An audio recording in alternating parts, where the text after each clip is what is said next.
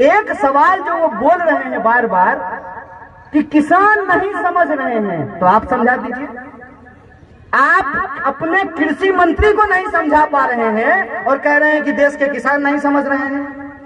जब कोई भाजपाई आपको पान के दुकान पर मिले और आपको कहे कि कृषि कानून बहुत अच्छा है, तो कहिए हाँ, अफसोस इस बात का है कि आपका कृषि मंत्री नहीं समझ पाई थी।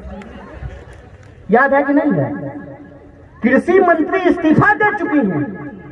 जब ये कृषि कानून आया तो इसके विरोध में वो एनडीए की कृषि मंत्री थी, कांग्रेस की कृषि मंत्री नहीं थी, वो इस्तीफा दे दी है। याद है कि नहीं है? शॉर्ट टर्म मेमोरी लॉस नहीं हुआ है ना, तो याद कर लीजिए। हम लोग देश के किसानों को नहीं भड़का रहे हैं सिपाही जी, दरोगा जी आप भी सुन लीजिए। देश के कृषि मंत्री ने कृषि कानून के विरोध में इस्तीफा दे दिया। बोलिए क्यों? क्या उनको भी समझ में नहीं आया? कानून जब लिख रहे थे तो कृषि मंत्री को कान में घुट्टी ठीक से नहीं पिलाए थे? क्यों इस्तीफा दे दिए?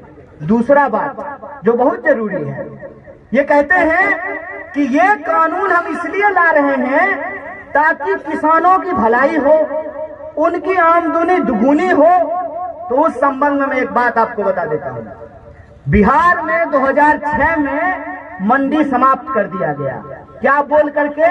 कि मंडी समाप्त कर देंगे तो किसानों का भलाई हो जाए। आप लोग किसान हैं ना? 2006 में मंडी समाप्त हो गया, आपका भलाई हुआ? इसका मतलब यह जो सरकार कह रही है कि मंडी समाप्त कर देने से किसानों की भलाई हो जाएगी, तो आपको लगता है कि भलाई होगी? तो फिर कानून लाया क्यों गया है? आपको बता रहे थे कि मिनिमम सपोर्ट प्राइस तय किया गया कि जिसको खरीदना है खरीदे, कोई दिक्कत नहीं है, लेकिन मिनिमम सपोर्ट प्राइस से कम पे खरीद नहीं होगी। इसका क्या मतलब होता है? इसका यह मतलब होता है कि बीएसएनएल अगर रहेगा ना तो जियो जबरदस्ती धनाधन नहीं कर पाएगा। ये समझ लीजिए। अगर सरकारी स्कूल रहेगा तो जबरदस्ती प्राइवेट स्कूल आपके कॉलर को पकड़ करके आपके बेटा से टाई का दाम नहीं वसूल पाएगा। अगर सरकारी रेलवे रहेगा तो जबरदस्ती बस वाला आपके साथ रंगबाजी नहीं कर पाएगा। इस बात को समझिए कि सरकारी चीज का होना क्यों जरूरी होता है। सरकारी चीज का होना इसलिए जरूरी होता है कि सरकारी चीज के दाम के अनुपात में ही प्राइवेट वालों को अपना दाम रखना पड़ता है।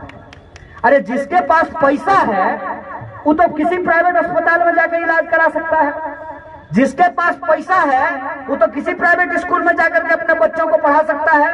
और जिसके पास पैसा है वो अपने घर पे ही चाहे तो जियो का टावर लगवा सकता है। हो सकता है कि नहीं हो सकता है?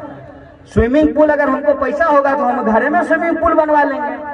लेकिन आप अगर नदी बेच दीजिएगा और कल को अगर हम भैंस धोने के लिए जाएंगे तो सिपाही जो वहां डंडा लेके खड़ा हो जाएंगे, पहले टैक्स दो तब भैंस धोने देंगे।